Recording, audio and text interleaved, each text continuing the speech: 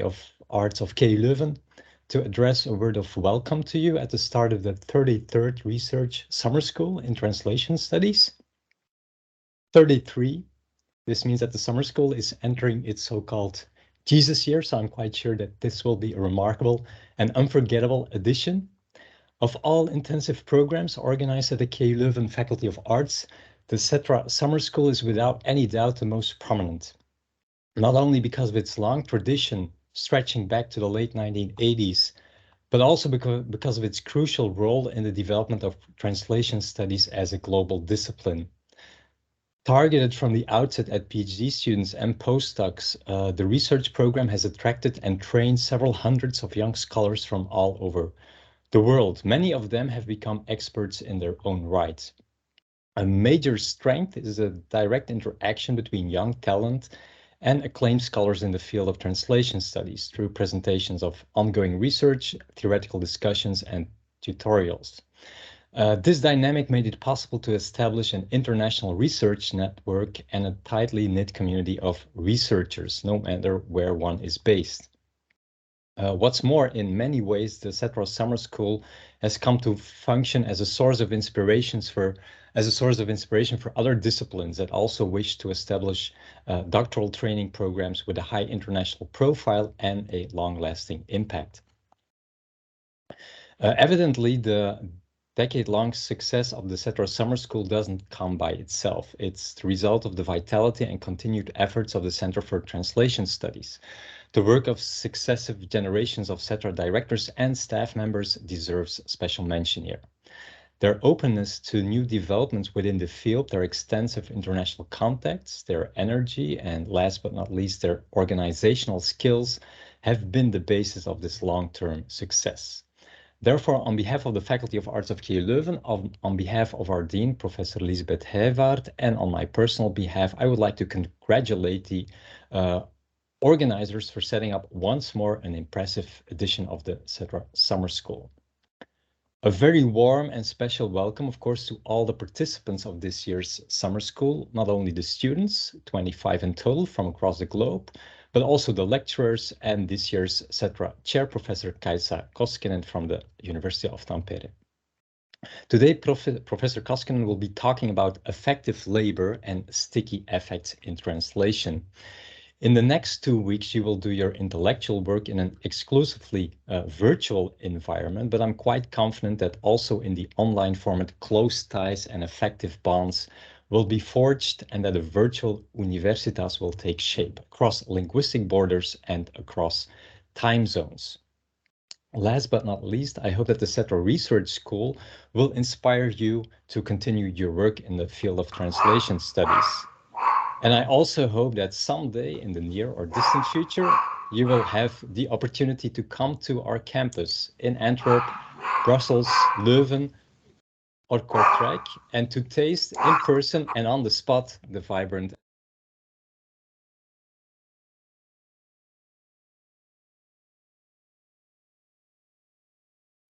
Kris, I'm terribly sorry, but I just muted you 1 second ago. So you should put on your microphone again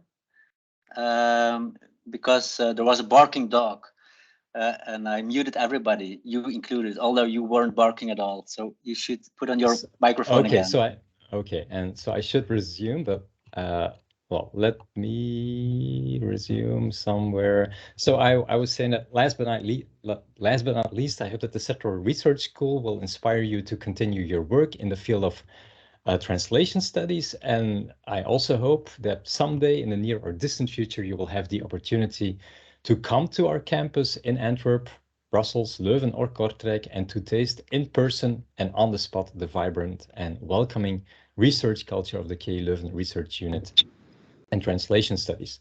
So enjoy the next 2 weeks and all the best in your future endeavors, without any barking dogs in the background. Thank you so much, Professor Kris Van Heuckelom, Vice Dean for International Affairs of our Arts Faculty. I can still hear the dog once in a while, but he is now just listening and not barking, so that's all right. If you are the owner of the dog, please mute yourself. That would be a bit more convenient. So ladies and gentlemen, dear participants, dear students, dear colleagues and visitors, also on behalf of CETRA, it's my pleasure to welcome you all formally and to thank you for being here today with us to attend the opening lecture of our summer school, which, as you all know, will be given by Professor Kaisa Koskinen. So we are here today to celebrate the beginning of yet another CETRA Research Summer School in Translation Studies.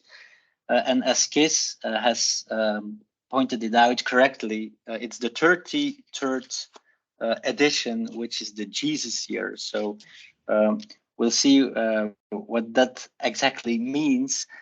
Today, I also feel a bit like Jesus because it's the very last time that I'm welcoming you to our summer school in the capacity of director of CETRA. So it's a 4-year term, and my term is coming to an end. And what's particularly positive about this, what's making me happy about it, is that today I can announce that we, the board of CETRA, were able to elect an inspired, but also an inspiring next director of CETRA, the president-elect, so to speak. And his name, you know him, is Jack McMartin. So all board members of CETRA are more than confident that Jack is the right person to take the helm of the CETRA ship and to make sure that we will not sink, that we will keep moving forward when the sea is calm, in times of storms and floods that reshape the landscape, but also in times of droughts. So Jack, thank you so much for your commitment. We can rest assured that CETRA will remain CETRA thanks to Jack. And this is a center that brings people together who share a scholarly interest in translation, not just during the summer school, because we also have a series of lectures of which you can keep track on our website and blog. You can also subscribe to our newsletter. In the past scholarly year, we had a fall lecture given by Moira Ingileri about the punctum and the politics of migrant narratives. The CETRA Winter Lecture 2022 consisted of a dialogue, a conversation between the Dutch-Iranian writer Kader Abdollah and Helgi Daniels about the writer's retranslation of the Quran. And this event was actually a part of the 3-day international conference that CETRA organized with the support of United Bible Societies about retranslating the Bible and the Quran at the end of March. We also had a spring lecture, which was given by our colleague from Antwerp University, Nina Reviers, on media accessibility as a special type of translation. And I would also like to take this opportunity of announcing that the next CETRA lecture will actually be a round table, and it will take place on campus in Leuven, the 14th of September at 6 p.m. About translating the Holocaust. And soon we will provide you with more detailed information. This is a part of a consortium that Kris Van Heuckelom is organizing about translating the Holocaust in Russian and Ukrainian literature. So CETRA organizes lectures, but CETRA also has a book series, as you might know, and this book series was launched 2 years ago in 2019 under the title Translation, Interpreting and Transfer, published by Leuven University Press and edited by our board and teaching staff members Luc van Doorslag and Heidi Kotze. And in September, already the 7th volume of this series will be brought out under the title Recharting Territories, Interdisciplinarity in Translation Studies. It's a volume edited by Gisele Dionisio da Silva and Maura Radiccioni. That being said, the core business of CETRA remains the summer school, which 34 years ago was invented by our respected colleague, Professor José Lambert, who is also here today, I've just seen, and who was seeking a way so long ago to promote research training in the study of translational phenomena. And ever since, the summer school has been organized on a yearly basis. Ever since, except in 2020, when there was no summer school because we had the coronavirus instead. And because of the coronavirus, we went online in 2021, 1 year ago, for the very first time, not because we wanted to. There was a lot of reluctancy because we felt we had no choice. The uncertainties created by the pandemic prompted us to hold the summer school online. However, the 2021 online edition turned out to be a great success, I think we can say. We had the usual lectures, seminars, tutorials, and we also found ways to engage participants in informal interactions so that they could really live the CETRA experience. So this year we did have a choice, and still the steering board of CETRA and the board of CETRA opted for an online version. This would help us bypass any pandemic-related organizational problems because it was still unclear half a year ago what the situation would look like. But also, and more importantly, we were thinking and are still thinking about ways to reduce academia's massive carbon footprint. We still need to reflect further on this, but at least this year, we will do without tens of thousands of air miles in fulfilling our mission of training translation scholars and building up collaborative research networks. And as an added bonus, the online mode enables us to significantly reduce both our fees and the participants' personal expenses. And this makes CETRA so much more democratic. It is the academic ability and the interests of the participants' projects that should determine whether the junior scholars can get access to CETRA, and not the depth of their pockets or the budget of their country or university. That being said, I repeat that our reflection on our onlineness continues, and it should continue. And this summer school will help us to enrich this reflection, to inform further decisions. So we are also looking forward to the feedback of the participants on this very difficult but important issue. As for the 2023 edition, we have not yet taken a final decision on the format. We know just one thing. We know who will be the 2023 CETRA chair professor, and it is custom to announce it during the opening session of the CETRA Summer School. So I will now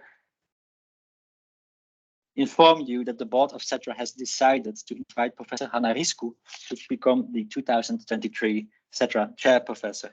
Hanna Risku is professor of translation studies at the University of Vienna, and her explorations of the cognitive scientific foundation of translation, translation networks, ethnographic field research, and translation as computer-supported cooperative work were considered by our advisory board and also by our board as most valuable assets for the 2023 Research Summer School. But that's the future, and we are in the present, and our nature is impatient. So today we are at the very beginning of the 2022 Summer School, in which, as Kris has mentioned, 25 participants have enrolled, all promising translation studies scholars, dealing with a very large variety of research topics in different subdomains, such as subtitling, translation evaluation, screen adaptation, machine translation, career translation, interpreting, news translation, literary translation, museum translation, imagology, and so on. So, as is clear from this list, we have a very stretchable, open notion of translation, and we refrain ourselves from being locked into one specific subdomain. Even if we are dealing with quite different things, we have so much to learn from each other, and that's the basic idea of the CETRA Summer School. We also have a lot of variety in the geographical background, so This year, we can welcome participants affiliated with universities from Australia, Austria, Belgium. 3 universities of Belgium are represented, KU Leuven, but also University of Antwerp and Ghent University, which makes us very happy. Canada, China, England, Estonia, Hong Kong, Scotland, Switzerland, and also the United States. Each and every one of these participants has taken the effort of applying to our summer school, and this is not a sinecure. And the board, as always, has tried to make a severe but just selection. Severe because we limited the group to 25 people, deliberately to give enough space for the students' presentations and also for interaction. So, dear participants, I'm addressing you now. Now that you are here, that you have passed the tests, we hope that you will be able to get the most out of the summer school, out of the webinars, the tutorials, the workshops, the library work, the talks in the breakout rooms. We hope that your participation in the summer school will help shape and refine your research projects, and that it will empower you to engage in scholarly debates about translation. And we also hope that you will have a reasonably good time, even if it is spring time. We cannot guarantee that this will happen, but we do promise that we will try to make it possible with you. And when I say we, I mean a lot of people. So we are a very large group of people who are organizing this summer school and contributing to it. And I would like to name them. I will begin with the teaching staff members who will give webinars, Q&A sessions, and or tutorials. So Anton Cox, Isabel Delaar, Dilek Disda, Lieven Dulst, Paula Gentile, Deborah Justi, Daniel Gilles, Heidi Kotze, Inge Lanslots, Francis Mus, Frans Pochhager, Sarah Ramos Pinto, Leo Takhun Chan, Beatrice van Akker, Jeroen van Dalen, Piet van Poeken, and also the board members of CETRA or teaching staff members of this summer school, Elke Brems, Dirk de la Bastita, Reine Mellaerts, Heidi Salaats, Luc van Doorselaar, and also Jack McMartin, who in the board has replaced Lieven Dulst. And after many years of loyal service to CETRA, Lieven has now retired from its board, but he's still on board in a different sense. And we are very grateful for this. Of course, the most important contributions to the summer school will be delivered by Kaisa Koskinen, the CETRA Chair Professor of the 2022 Research Summer School in Translation Studies.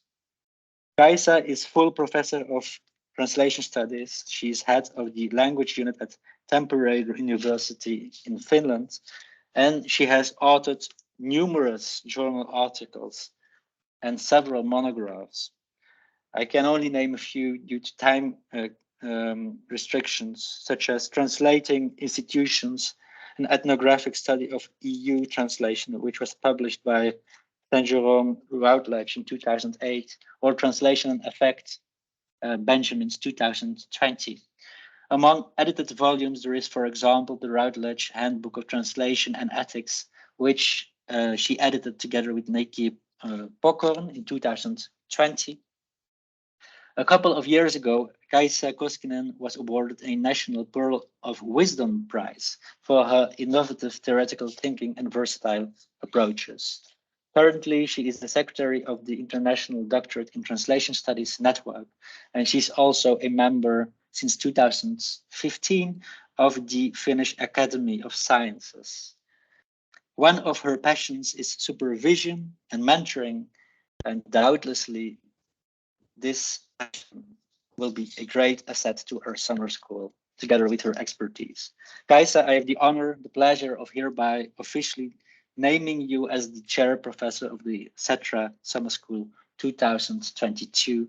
Thank you so much for having accepted our invitation, and congratulations. So apart from today's lecture, the opening lecture, Kaisa Koskinen will hold 4 more lectures, which all are freely accessible for all interested colleagues and visitors online. So tomorrow on Tuesday, the 23rd of August, she will speak about translatoriality. On Thursday, the 25th of August, she will have a lecture on using and reusing concepts. On Monday, 29th of August, we will hear all about fieldwork methods and creativity. And to conclude, on Wednesday, the 31st of August, Kaisa Koskinen will speak about the division of academic labor, and that will be her last CETRA chair lecture. So I invite you all to attend these lectures, and you can find the abstracts on our website and also in the program brochure of the summer school. Speaking about the brochure, I should not forget to thank our dear colleague, Steven de Wallace, who is the administrative coordinator of CETRA. I have said it before, I would like to repeat it today. So CETRA directors, they come and they go, but Steven remains the backbone of our center. And we couldn't organize this summer school without him. And I'm personally very grateful that I had the opportunity of working with him during the past 4 years, because this is a real treat, something exceptional. So thank you so much, Steven. And I also want to thank the other administrative technical staff members, in particular Peggy Hepp, who also contributes to our summer school, explaining about the digital resources of our library. Finally, I would like to respectfully mention the members of the steering board of CETRA, who think about the general direction that CETRA is heading for, and who indirectly also have contributed to this edition. Bert Corneli, Leen Danens, Helder de Schutter, Raphael Ingelbien, Koen Lemmens, Frida Steurs, Tom Tormans, and Jos Verheijden. But I'm particularly grateful to Kaisa Koskinen for being here today and for opening our summer school with the official opening lecture, to which we are all looking forward. So without further ado, I would like to give the floor to Kaisa Koskinen, the CETRA chair professor, to speak about translation, affective labor, and sticky effects. Kaisa, the floor is yours. Thank you, Peter. Thank you all. Thank you for all the committee members and organizers. It is indeed a great privilege and honor to be granted this possibility and this position. So I'm very much looking forward to wonderful days and 2 weeks with the students and with the staff members. But I must say, I wasn't aware of the Jesus year. I wasn't I wasn't familiar with the concept, and I didn't know that this would be a special year. So we'll see how that affects our interactions and what comes of it. I look forward to finding out what that might entail. But I need to make one correction before I start, Peter. I'm no longer the secretary of the IDTS network. It has a new board now since June, the EST Congress in Oslo. So new people are taking over, but I was in that role for several years. So yes, indeed, I am very much sort of in my career. I found that helping junior scholars to move forward with their research is one of the most reinvigorating roles that a scholar can have. So I'm really happy to be here. Obviously, I would have also loved to be there in Leuven and for us all to be in Leuven. But since Peter was talking about the democratization of summer schools, I think it is kind of, I kind of take that to heart, because when I was a young scholar back in the 1990s, I never had the opportunity to participate. CETRA summer schools were the only opportunity for young translation scholars at that time to meet and mingle. And I never had the financial means, and I had the family obligations that kept me away from it. So I very much welcome also the new possibilities that we have to open these possibilities for everybody, regardless of their background and their situation back at home. So in that sense, although it would have been different, obviously, to be in the same room, to meet really face to face, I also look forward to meeting you virtually over these days, and also welcome all the students to meet me in private tutorials. I think you've now been opened the possibility of booking times with me. I look forward to many of you hopefully doing that. But now the technical part. So I start sharing my PowerPoints and we'll see how that happens. Just one moment.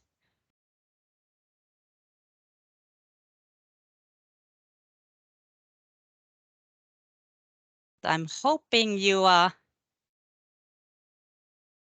now seeing my slides. Yes, thank you. Peter is nodding. I'm trying to make it the slideshow, but it's kind of reluctant to go. Okay, so the topic, translation, affective labor and sticky effects. I wanted to start with the topic that I thought would perhaps be one of the, this is me guessing, but one of the reasons that I maybe got invited to this summer school, because this is coming from my most recent monograph that Peter was mentioning, Translation and Affect. And I wanted to give you an overview of what I had in mind in writing this monograph, and also a little bit of a sneak preview, or well, not preview, but backstage view to how it came into being and why this topic came so forcefully into my academic life. So I'll just move forward now with the slides. I wanted to start with maybe a motto that would directly link me to one of the core references or scholars who have affected my thinking, Sara Ahmed, a cultural studies scholar whose writings on emotions and affect have been very profoundly affecting my thinking on this topic. And this is something that, this quotation is actually from my book, but the part of it is from Sara Ahmed. So words and affects, so both words and affects, they move, stick and slide, and we move, stick and slide with them.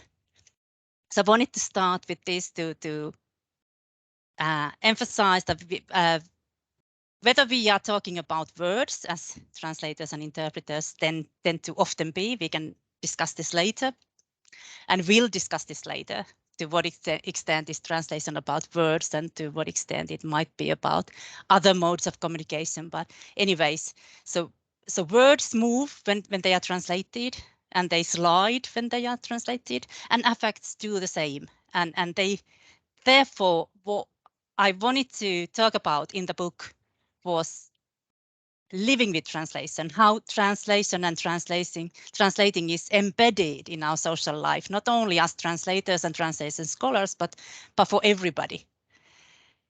And that social life is, it is experienced, it is embodied, it is material. It is not only embodied and material, but it is also embodied and material.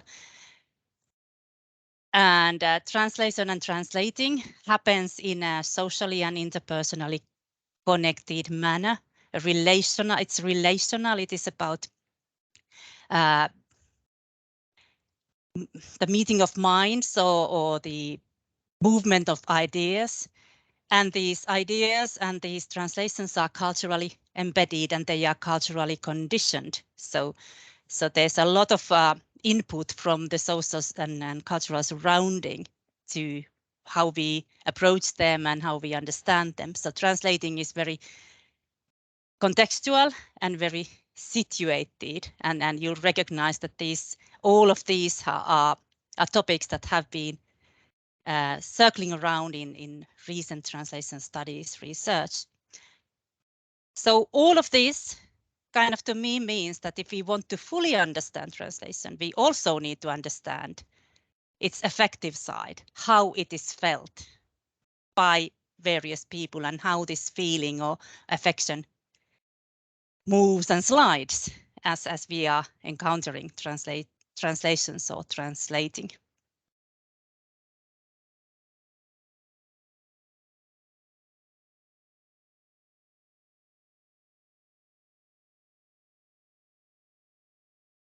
So why suddenly affect, and a book, a monograph on it? Because anyone who has been writing a monograph knows that it is not the easiest genre, and it's not the fastest either. And in today's academic culture, we are kind of expected to churn out articles rather than essays on anything. So why did I feel the need to spend my time for several years writing essays on translation and affect?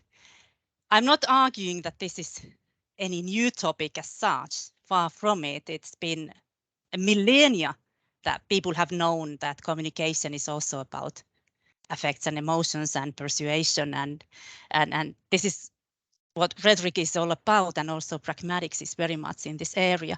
But still, I kind of feel that it has not been foregrounded in translation studies, although many scholars have been touching upon these issues before, as I had. So by EU research that was mentioned earlier, the institutional translation research, the latest take, not quite recent, but the latest that I've been looking into is actually about the European Union institutions taking on board social media from 2005 onwards. And we know that social media is very much about affecting and being affected emotions and provoking different kinds of emotions. Also, I was invited to give a plenary in my then new workplace in Joensuu, University of Eastern Finland. I was appointed a new professor there, and they were having a conference on foreignizing and domesticating. That was the topic, and they kindly offered me a position of a keynote speaker to somehow make my mark, since I was the newcomer. So I needed to think about this. These two concepts that many of you will recognize. They were really hot topics all through the 1990s and early 2000s. But what new to say about them in 2011? It somehow, maybe others have recognized this earlier, but for me, it was only then that I realized that this is not really about texts and their distances from different distances between cultures, but this is actually about affinity. The affinity of the reader to the content that they are reading, and the translation decisions that the translator has taken. So that was a kind of a revelation for me personally, that it's actually about being effectively connected or not to a particular translation. And thirdly, I'd been looking into retranslation from year 2000 onwards. Together with my colleague Outi Paloposki, we published some research on retranslation. Also, contemporary realization from the keynote speech was that actually also retranslation can often be explained, the need for it and the kinds of retranslations that we get from various reasons that are actually effective. They relate to how we perceive, how we began to perceive the old translation of what we expect of the new one, and how we want these translations affect our sensibilities. There's nostalgia, there's newness, there's a desire to get rid of particular elements that we no longer like, and so on and so forth. But I guess none of this would have taken me to writing the monograph unless I had a quite significant turmoil in my personal life year 2015 and 2016, and the simultaneous encounter of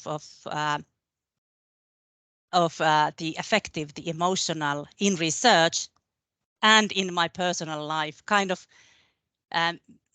resulted in the book forcing itself on me.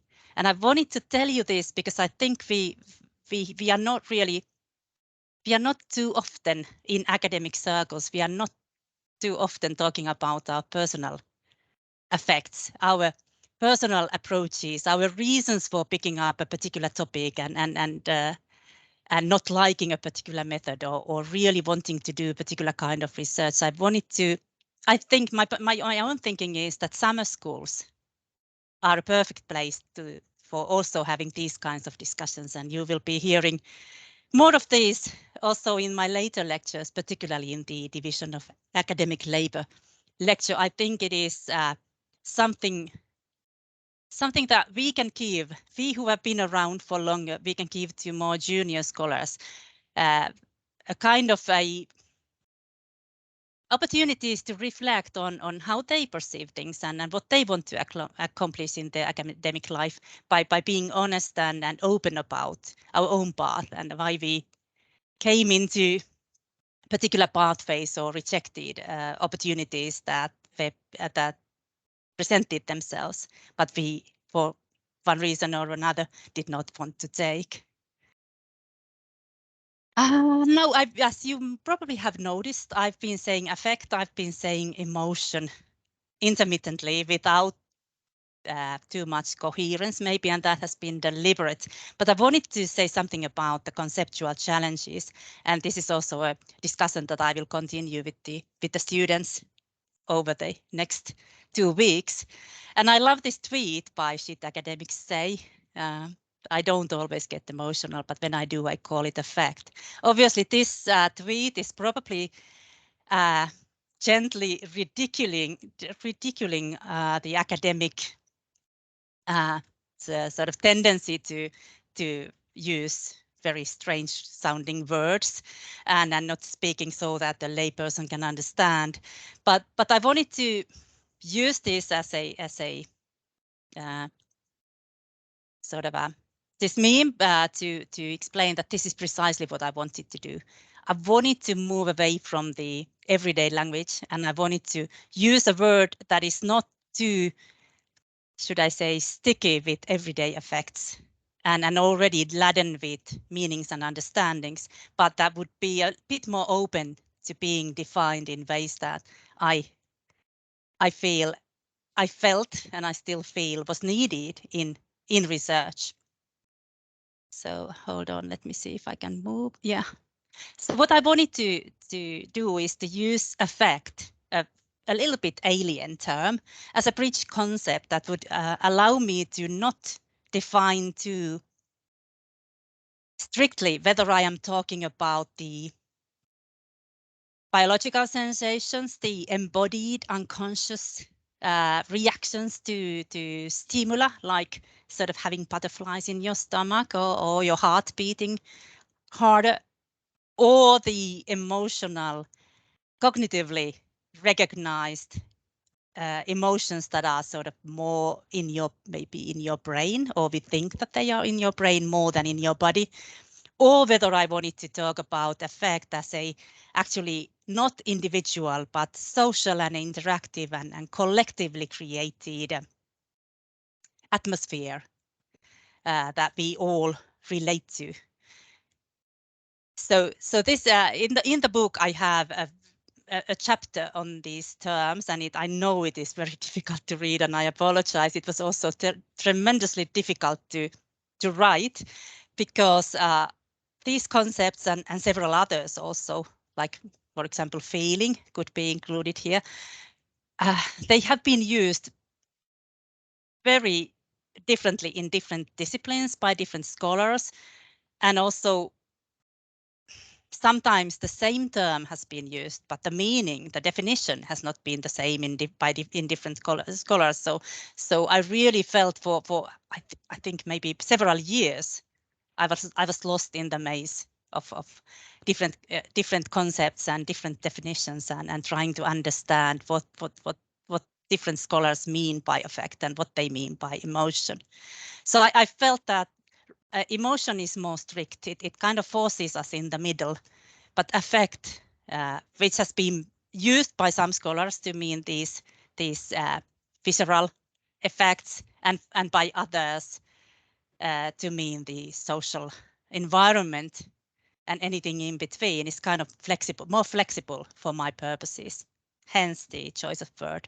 But it is also, or I had made this decision already, but it was reinforced when Severin Hübscher-Davidson published her book called Translation and Emotion, and this is from 2018, so way before my book.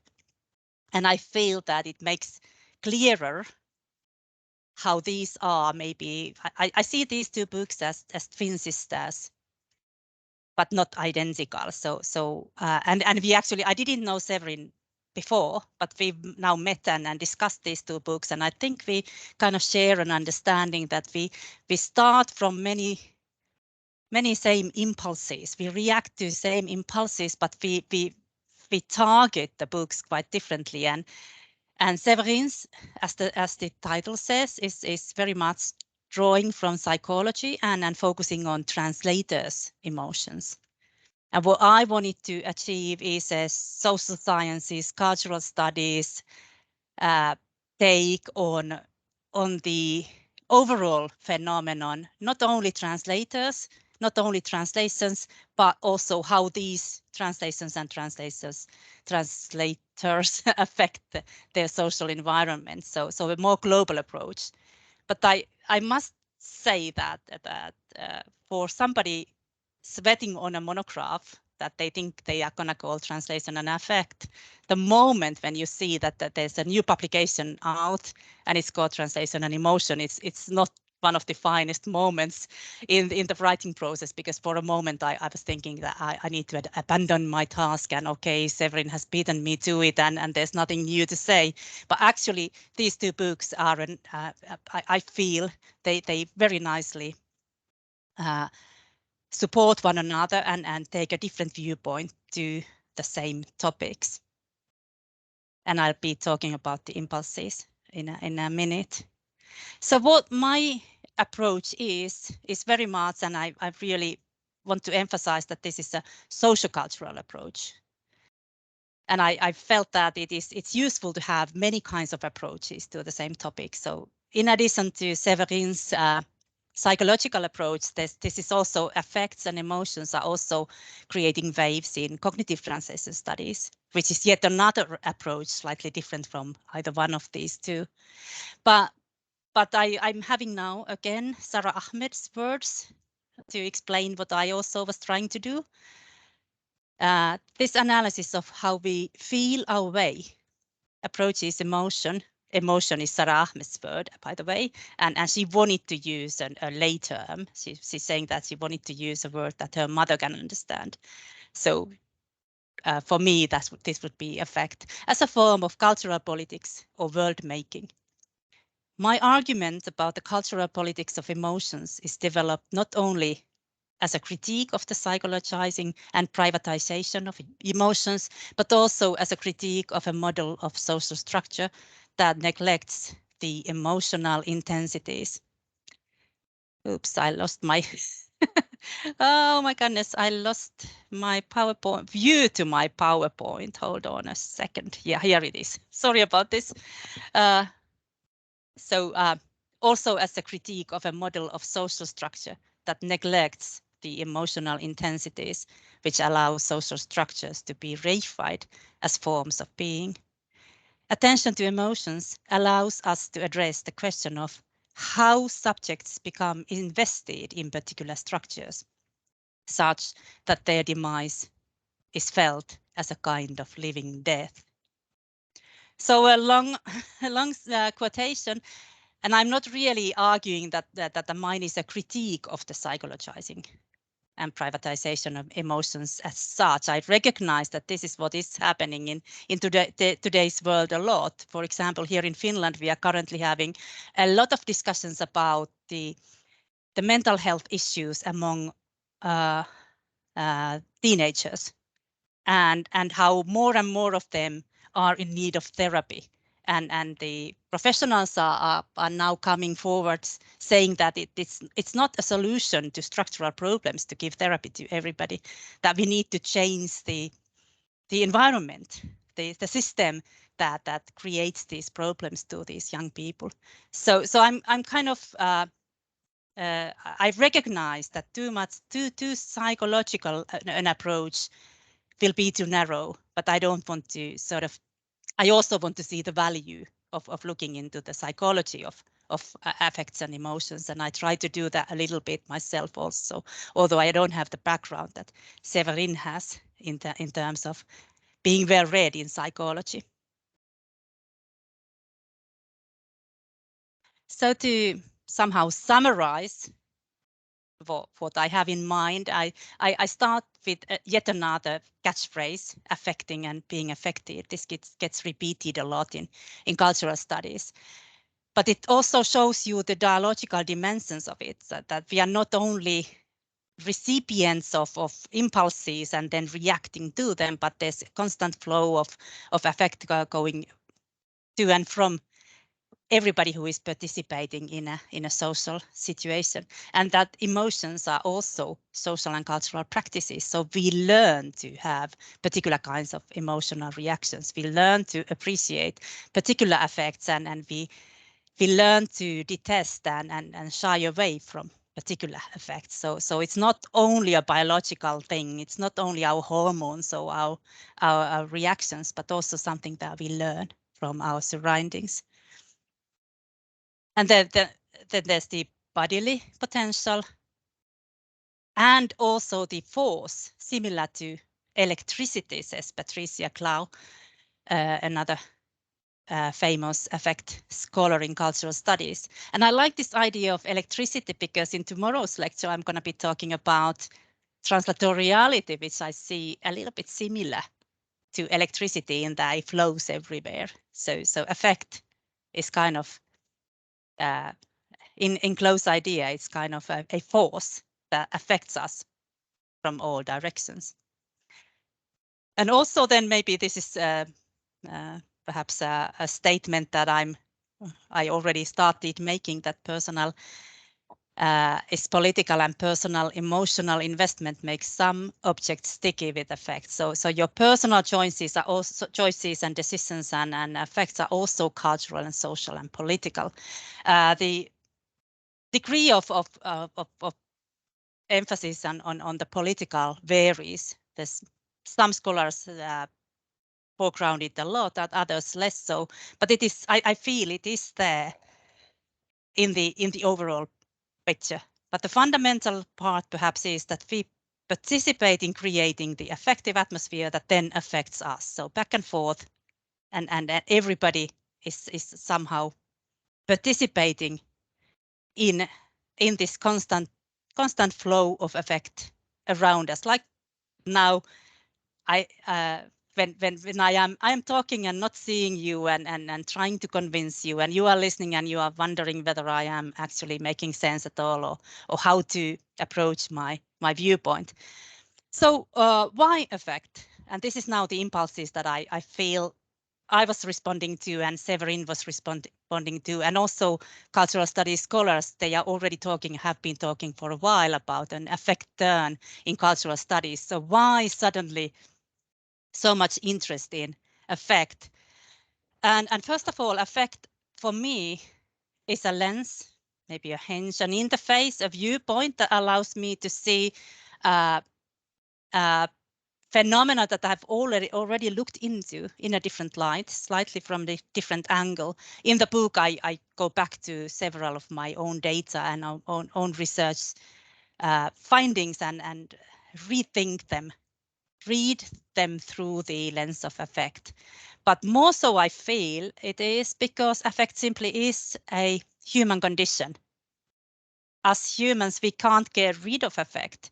And the more the technology side is pushing it forward, the more important and more obvious it becomes that in human translation and in human activities, we also need to understand affects. This is one of the areas where the machine and the human are different. So the need to understand affect, I think, also arises from the advent of a very technology-oriented time. It is also a zeitgeist thing.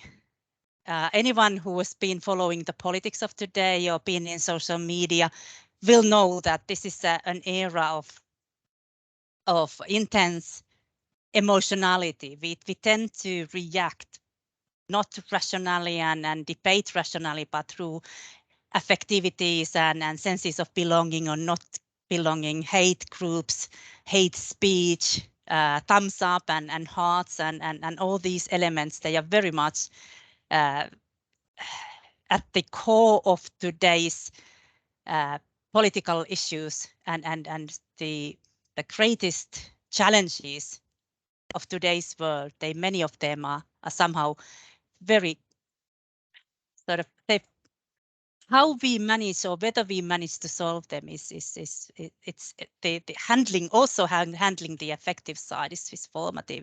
It's absolutely necessary.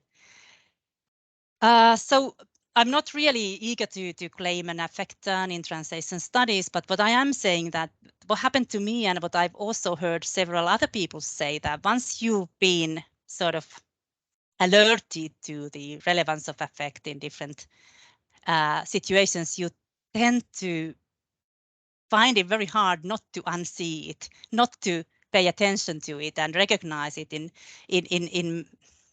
many everyday situations. So it's kind of, I can't seem to turn it off. Although I'm trying now to move on to other research questions, it seems to be there, kind of, it's sticky. Affect itself seems to be a sticky affect, at least, or sticky object for me.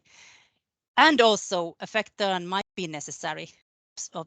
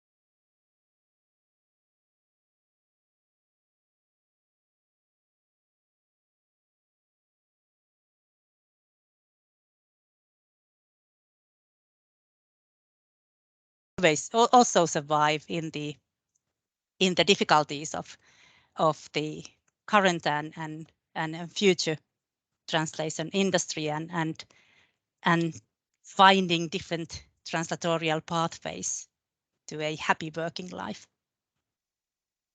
Also, from the perspective of ethics, which is another one of my pet topics, not understanding and recognizing the affective layer, also as scholars and practitioners and users of translations, the decision making that we engage in might be taking us to less than optimal solutions, especially because many of the effects are socially, culturally conditioned. They are self-evident. We don't stop and think.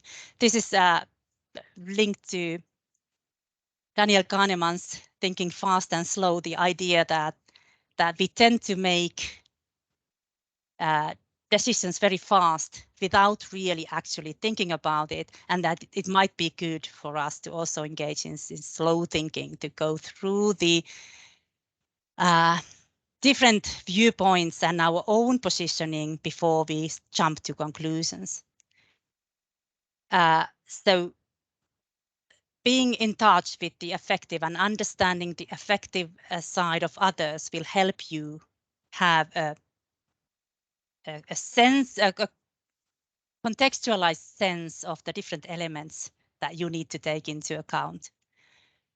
Also, and this is kind of the other angle entirely, we can also use our embodied reactions as a moral compass, because sometimes our rational thinking will be taking us to sort of superficially sound solutions. Like, for example, we might rationalize that we need to take this particular translation job, although it pays badly, because we need the money now.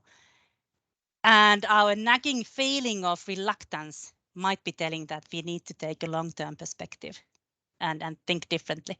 So also for professional translators and ethics is a very challenging area in translation. And again, another one that the machines are not currently able to conduct, I'd say, at all. So affects and ethics are the two areas of human translation in the foreseeable future. So we need to understand these and how they are intertwined. And then thirdly, the developers of affective computing and machine translation might want to try their hand in bringing the machines up to date on this, but my own thinking is that the machines are still quite far away from really understanding the contexts and the clues in ways that they would too soon replace humans in these two areas of life. So thank you very much for your attention, and I now try to move away from this and see your faces again, and I'm now maybe looking to Pieter. I think we have some time for any questions and comments if there's somebody in the audience who would like to take the floor. Thank you so much, Kaisa Koskinen, for opening a quite different field than we're used to, looking at translation, not just in a rational way, but thinking about the affective layers, which makes us look forward to the affective labor that we will share with you during the next 2 weeks. So we do indeed have some time for comments, reflections, questions. So if you would like to take the floor, you're welcome. You can also use the chat box. You can raise your hand if you have a question or a reflection that you would like to share.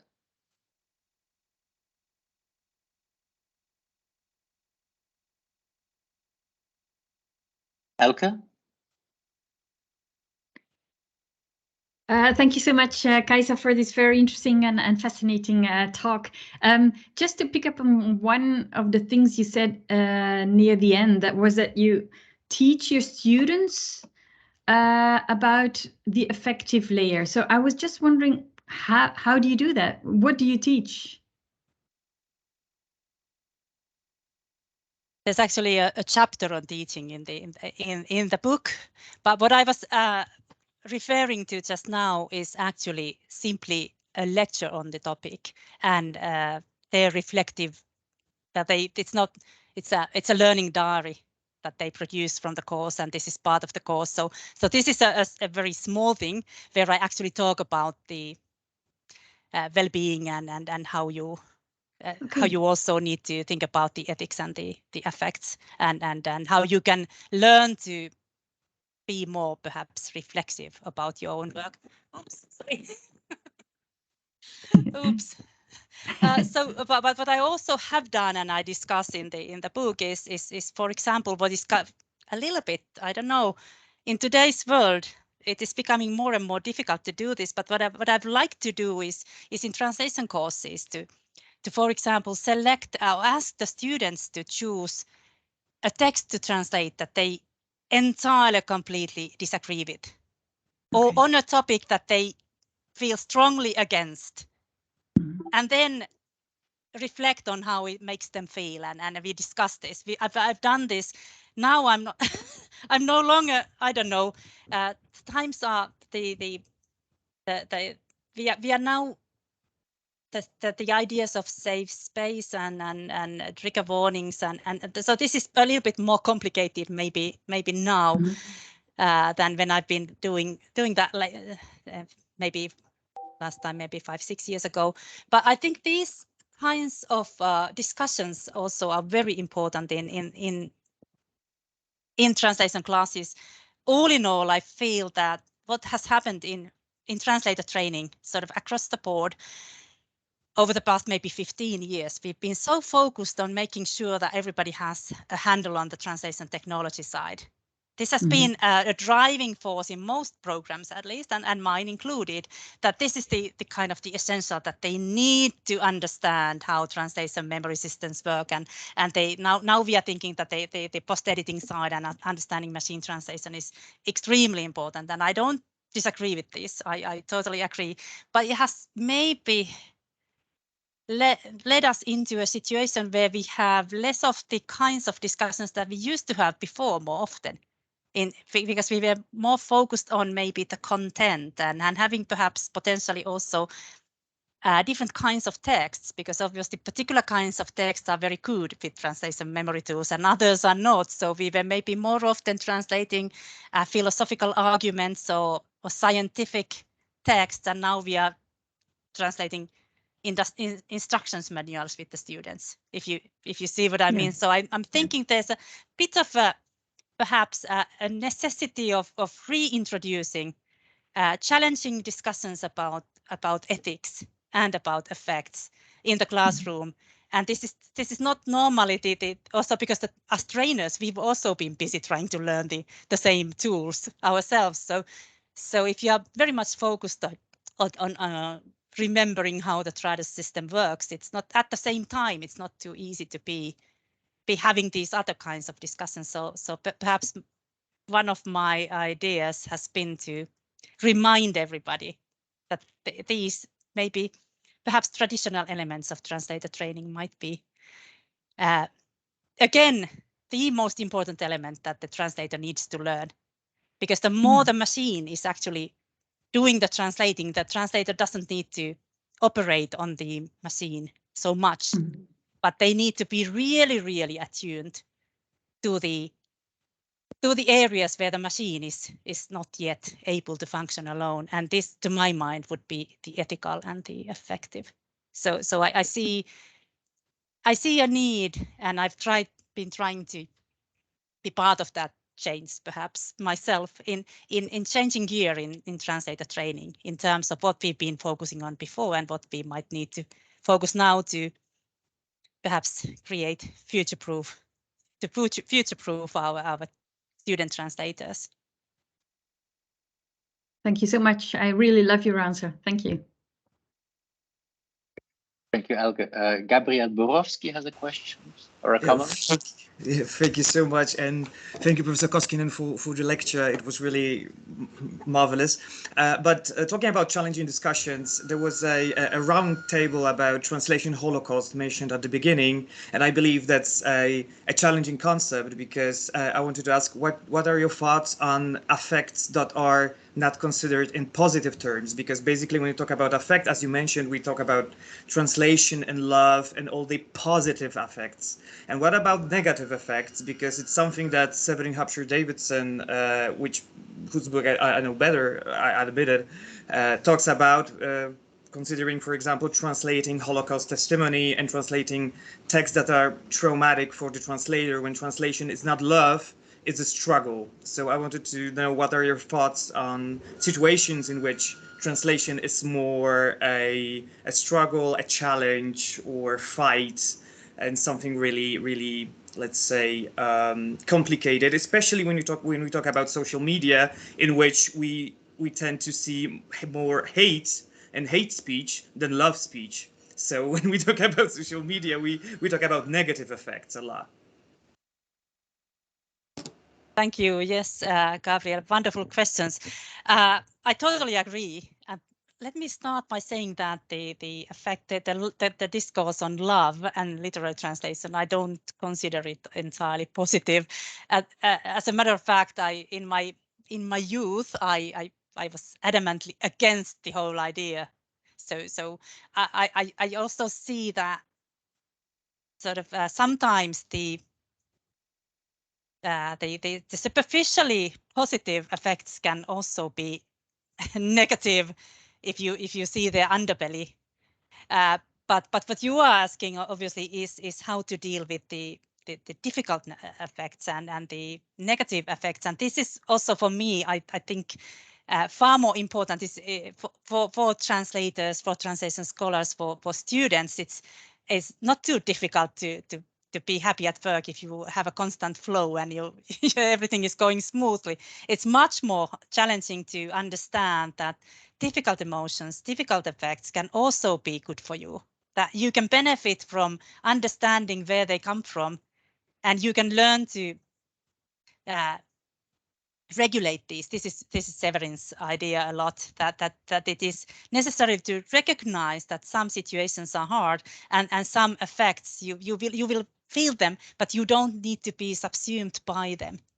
And this, I think, is kind of essential in terms of helping the future translators to deal with various difficulties, and not to see them as, not to allow them to eat you up, or not to go with the flow, because I actually had on one of my slides, I had a bullet point saying that one of the sticky effects in translation, professional translation, might be a tendency for victimhood.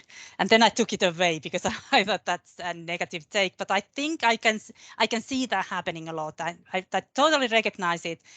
I've been a professional translator myself. I recognize it in myself when I was doing translations. The idea of invisibility and not being recognized and somehow being the underdog. So if this is somehow the surrounding sticky effect in your daily life, you go with it, you internalize it, you start seeing everything in this light. But you could also, if you wanted to, you could take a different stance or viewpoint, start looking at different explanations or a different perspective to a particular situation that makes you feel that way, and that might be very useful. So I'm really happy that Severin is taking this as one of the key elements, because this is something that we all need to, I think we all need to learn. It's not only translators so it's in our culture. We have we have the social bubbles, and we have a lot of negative emotions flying between the bubbles, and a lot of tolerance also particularly in social media for hate speech and being impolite, and so for everybody in today's world, this possibility of taking another step back and breathing a little bit and deciding not to get agitated and provoked, although this seems to be sort of easily available, is a skill that we all need in today's world. So thank you for the question. Thank you very much. Thank you. Thank you, Gabrielle. So the next question was put in the chat box by Rita Menezes. I will read it aloud. So Professor Koskinen, thank you for this presentation. Following up on the mediational practice concept, assuming machine translation will be the norm, do you think post-editors and revisers or proofreaders should or must assume a role of mediators? I think to a certain extent you have covered this, but would you care to comment, to elaborate a bit, or? Yes, why not? Thank you. A good question again. I feel that this is what they already, this is the role of the post-editor already now, so and maybe also sort of needs to be reinforced in the future. But what I also find interesting, I'm now quoting a colleague of mine, Meri Nurminen, who's been studying raw MTUs by people other than translators. And there was just recently in the ESD Congress, there was a wonderful panel on the topic of is machine translation, where she was saying that in her view, when people are using raw MT, so no professionals around, these people themselves, they kind of need to do this additional interpreting and mediating for themselves. Because you need to accept that the machine translation only goes so far. And this is part of the machine translation literacy, that you understand what you are getting and what you are not getting. So even if there's no professional post-editor around, her argument is that then the user of the MT is actually taking on that role.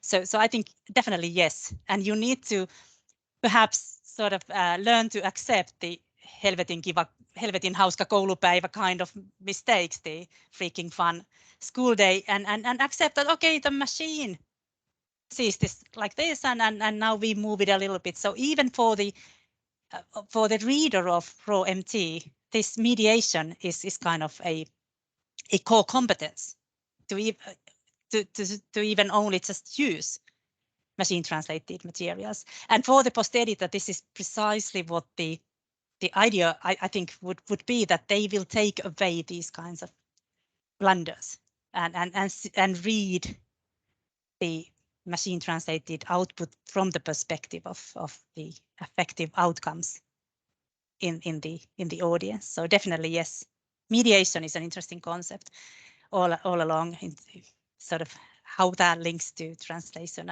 and we'll be discussing that a little bit tomorrow. Thank you. One more question by Chipang. You can take the floor, Chipang. Thank you so much for your insightful lecture, Professor Koskinen. You just mentioned the relationship between affect and ethics, and I think that's very interesting. I'm just wondering how we can learn about or capture the translator's affects or emotions when we conduct a qualitative research, especially an ethnographic research with methods such as participant observation and interviews, because sometimes they won't tell the researcher what they actually felt, or sometimes their emotions are just unconscious and very temporary. But those emotions do influence the way they make decisions. So do you have any suggestions about how to conduct such kind of research? Thank you so much. Yes, a very tough question, obviously, because as you're saying, that we in interview, for example, we get reported effects, and this is again a situation where it's not a direct sort of you don't have direct access to actual felt emotions when somebody's talking about them in the abstract later, not even during the event.